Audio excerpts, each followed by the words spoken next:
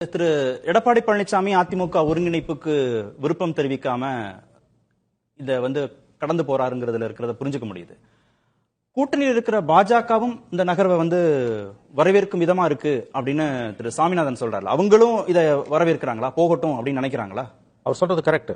இது ரொம்ப dirty game ஆடினது BJP. இன்னைக்கு கொண்டு வந்து செங்கோட்டையன் நடுத்தரவில் விட்டது பிஜேபி தானே. அவர் நிர்மலா சீதாராமன் அவர்களை சந்தித்திருக்கிறார் இந்த ஆண்டு பிப்ரவரியில.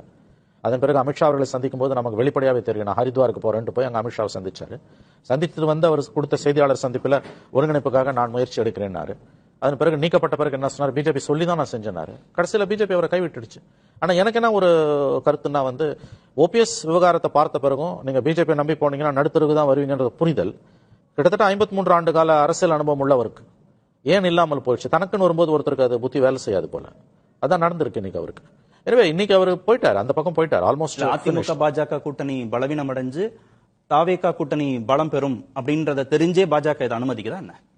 லுக், இதுல நீங்க கவனிக்க வேண்டிய ஒரு விஷயம், மோடி அமித்ஷாவோட ஸ்ட்ராட்டஜி, எஸ்பெஷலி அமித்ஷாவோட மோடஸ் ஆபரண்டா என்னன்னா, இந்தியா முழுவதும் கடந்த 12 ஆண்டுகள்ல எந்த மாநிலங்கள்ல அவர்கள் பலவீனமா இருக்காங்களோ அங்க எதையோ செய்யறாங்க, அவங்க ஆட்டத்தை கலைச்சு விடுறாங்க.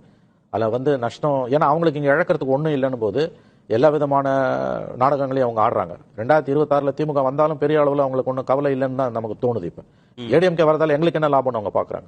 ஏன்னா இந்த பைனரி பாலிடிக்ஸ் சைக்கிள் உடையணும். திமுக அண்ணா திமுக, திமுக அண்ணா திமுக, ஒரு தடவை திமுக வந்தா கூட வந்துட்டு போட்டுன்ற எண்ணத்தில் அவர்கள் இருக்கிறார்களோ என்ற எண்ணம் நமக்கு எழுகிறது. ஏன்னா ஏடிஎம்கேவை பலவீனப்படுத்துறதுல பிஜேபியோட ஒரு இன்விசிபிள் ஹேண்ட்ஸ் இருக்குன்றது தெளிவாவே தெரியுது. செங்கோட்டையனை கொண்டு வந்து எதுக்கு நடுத்தரில் நிறுத்தினாங்க? ஜெயலலிதா மரணத்துக்கு பிறகு இதே தான் ஓபிஎஸ் விஷயத்துல பண்ணாங்க. ஒரு முதலமைச்சர் போய் சாலையில உட்காந்து மறியல் பண்ண இந்த கூத்து எங்க பாத்திருக்கீங்களா? தர்ம யுத்தம்னு சொல்லி இந்த மாதிரி ஒரு இரவு நேரத்தில் போய் 9:15 மணிக்கு அவர் உங்க உட்கார்றாரு சமாதியில.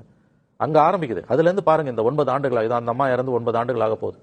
அடுத்த உதாரணம் செங்கோட்டையன் இவ்வளவு தூரம் வளர்த்து விட்டது யாரு? இதெல்லாம் அவர் ஏன் பேசினாரு? அவர் தனக்குன்னு வரும்போது அவருக்கு பாவம் புத்தி இல்லாம போச்சு. அப்படிதான் நான் இதை சொல்றேன்.